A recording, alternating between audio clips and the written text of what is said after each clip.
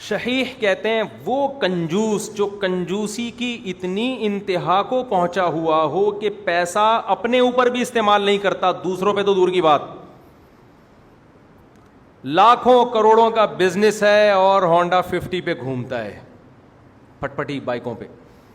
لاکھوں کروڑوں کا بزنس ہے, پھٹے پرانے کپڑے پہنتا ہے. اس غریب کی اسلام میں کوئی ویلیو بولو نہیں ہے. 4 قسمیں ہو گئیں اس طرح سے, اب میں الگ الگ ڈیفائن کرتا ہوں. پہلا غریب وہ جس کو اللہ نے دولت دی, شکل سے کیا لگتا ہے غریب, اس کی اسلام میں کوئی ویلیو نہیں ہے, یہ ایک نمبر کا کنجوس.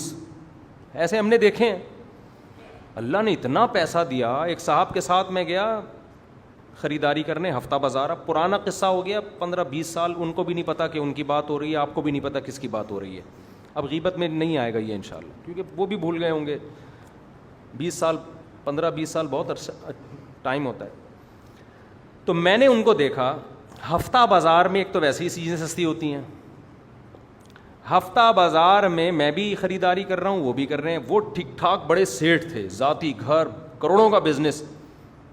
پیاز لے رہے ہیں بالکل جو آڑے ترچھے پیاز ہوتے ہیں نا, کچھ آلو مسکراتے ہوئے دیکھے آپ نے, مسکراتے ہوئے آلو دیکھیں. اچھا میں کر رہا تھا صاف ستھرے آلو, مسکراتے ہوئے نہ ہوں, کیونکہ گھر میں خواتین کو چھیلنے میں بھی آسانی ہوگی, اور ویسے بھی جب چیز لے کے گھر جائیں گے ایک اچھی چیز, گھر والے خوش ہوں گے, بھائی زبردست آلو آئیں. میری اتنی آمدن نہیں تھی, میری تو صرف مسجد کی اور جامعۃ الرشید کی, مدرسوں کی تنخواہ بھی کوئی اتنی زیادہ نہیں تھی اس وقت. مسجد کی تو بہت ہی تھوڑی تھی, یہاں وسائل کم تھے مسجد والوں کے پاس. انہوں نے بتایا تھا بھائی ہمارے پاس وسائل نہیں ہیں. انہوں نے کہا ٹھیک ہے جی ایسے ہی گزارا کرتے ہیں.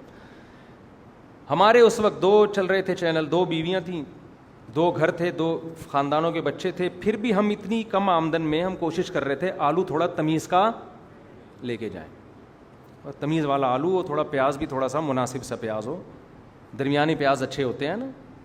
ان کو میں دیکھ رہا ہوں کہ وہ پیاز جو ہم اپنی بکریوں کو کھلاتے ہیں وہ والا پیاز خرید رہے ہیں, اور آلو بھی مسکراتے ہوئے.